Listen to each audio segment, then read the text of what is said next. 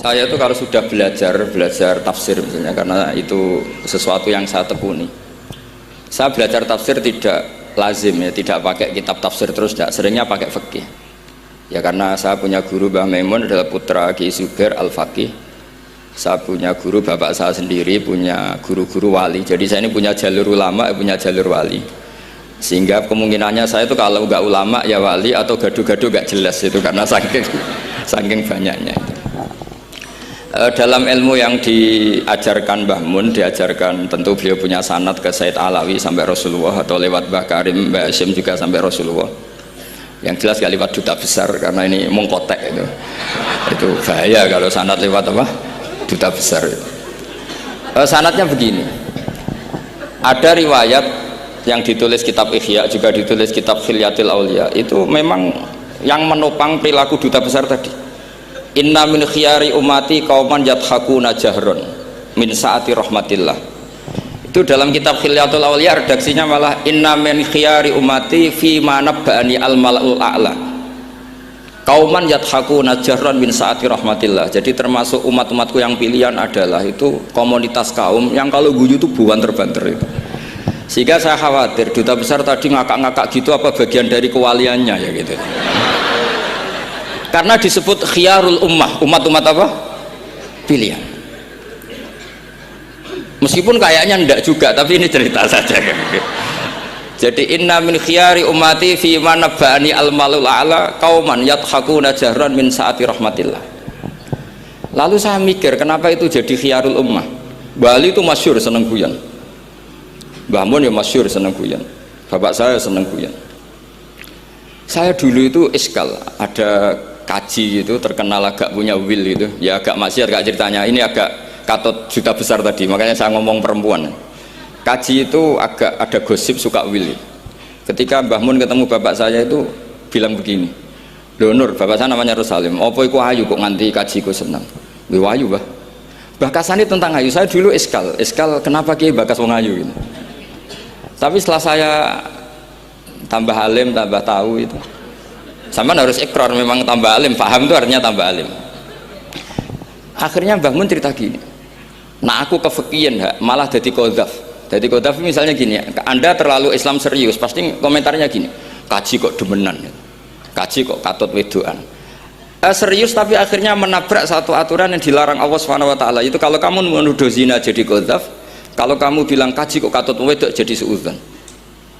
Maka bahasan yang netral adalah lo ayu no kok nganti katut ya. Ayu Mbah, iya ya wajar wong ya mesti katut wong ayu gitu.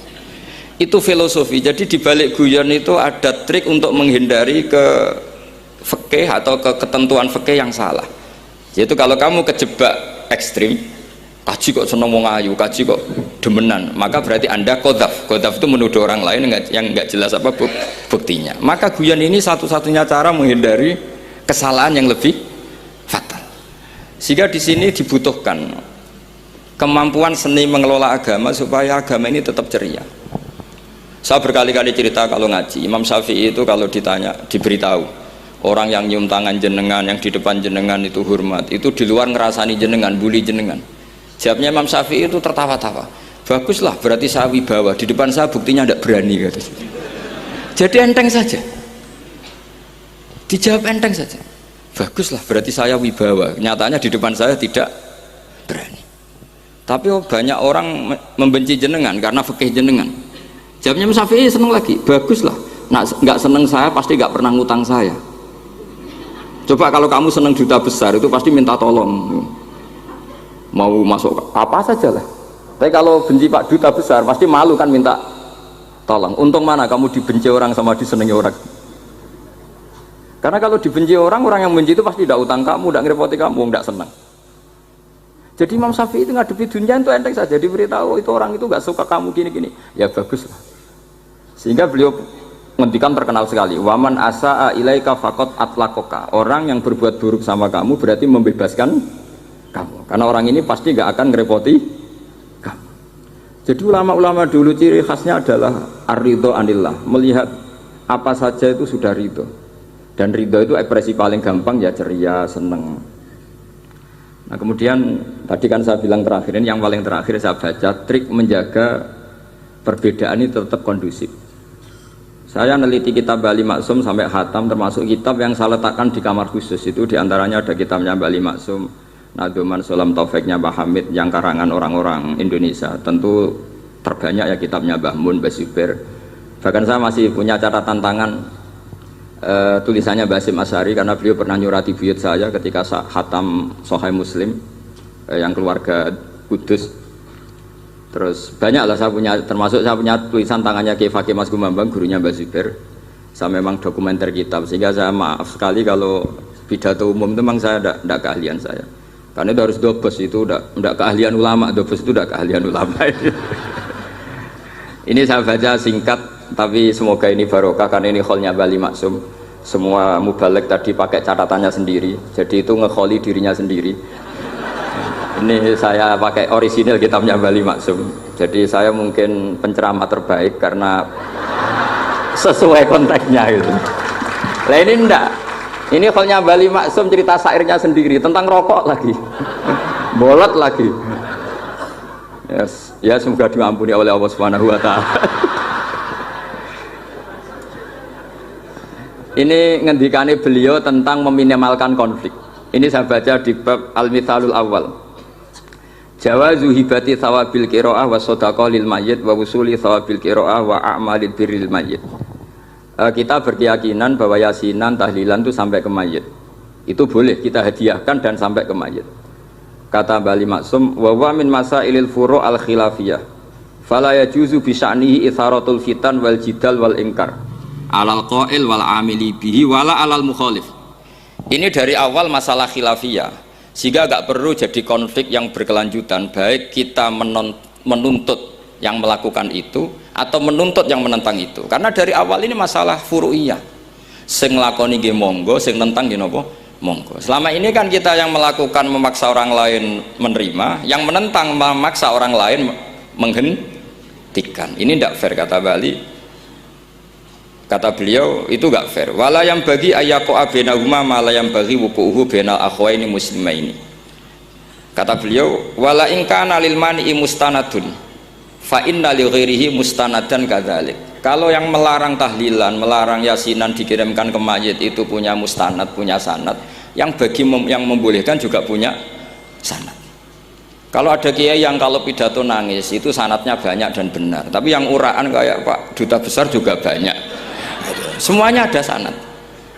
Jadi kata beliau sederhana saja, kalau al-mani'un, orang yang menolak itu punya sanad, kita yang membolehkan juga punya sanad. Tapi kata beliau dengan enteng, dengan ceria, ini masalah furu'iyah, nggak perlu jadi itsaratul fitan wal jidal wal khisom. Kata beliau nggak perlu jadi perdebatan. Makanya pesan saya sama santri-santri kerap ya, sebetulnya masalah kita ini tercerabut dari ilmu. Coba dari awal Anda katakan yang tidak kunut itu Abu Hanifah, yang kunut itu Imam Syafi'i, maka melihat orang tidak kunut itu keren karena Al-Hanafi, pengikut mazhab Hanafi. Yang kunut juga keren karena pengikut mazhab Syafi'i. Tapi kita tidak, di zaman akhir kunut dan tidak kunut ini jadi politik identitas. Sehingga yang nggak kunut itu Muhammadiyah misalnya, yang kunut itu NU. Mana ada Basim Asyari sebagai mujaddid atau mujtahid yang mengharuskan kunut, atau Ahmad Dahlan yang melarang apa? Kunut. Wong dua beliau sama-sama pernah ngaji Syekh Khotib Minangkabau, pernah ngaji Mbah Mahfud ketika di Mekah. Jadi cobalah ilmu itu diperkuat sehingga kita mengatakan kunut adalah sunat menurut Imam Syafi'i, tidak sunat menurut mazhab Abu Hanifah. Sehingga enak sekali karena kita berdasar ilmu. Menyangkut sawabul qiraah atau sawabu amalil khairi, apakah sampai ke mayat apa enggak? Ini kata beliau, kata Mbah Ali Maksum, beliau justru menukil Ibnu Taimiyah yang notabene sering dipakai dalil para orang-orang sana. Saya tidak tahu itu orang sana, itu Pak Duta itu yang tahu itu. Itu kalau ini mirip kitab Said Muhammad. Jadi Said Muhammad itu kalau istidlal sering pakai Ibnu Taimiyah karena itu yang dipakai mereka. Tapi ternyata Ibnu Taimiyah, qala Ibnu Taimiyah innal mayyit yantafi'u bi qiraatil Qur'an kama yantafi'u bil ibadah al maliyah minas shadaqah wa nahwiha. Terus faqala Ibnu Qayyim fi kitabir ruh afdalu ma yuhda ilal mayyit as-shadaqah wal istighfar wa du'a lahu wal hajju anhu. Artinya gini, kita sekarang ini tidak pernah kayak Bali Maksum pakai dalil jawazu ihda lil mayyit itu berdasar Ibnu Taimiyah dan Ibnul Qayyim. Kita seakan-akan Ibnu Taimiyah itu orang yang pasti melarang itu, sehingga kita itu terus mengatakan sing nyunatno tahlilan ku sopo, Mbah Hasim atau Mbah Fakih atau siapalah, meskipun riwayat ini mukhtalifah dari Mbah Hasim. Pertanyaannya adalah terus kesannya yang membolehkan itu hanya kiai lokal itu, kiai nasional itu. Padahal zaman Bali sudah mengajarkan kita yang membolehkan ihda'u a'malil khairi ilal mayyit, yang membolehkan hadiah Yasin, Fatihah, tahlil ke mayit itu adalah orang sekaliber Ibnu Taimiyah dan Ibnul Qayyim.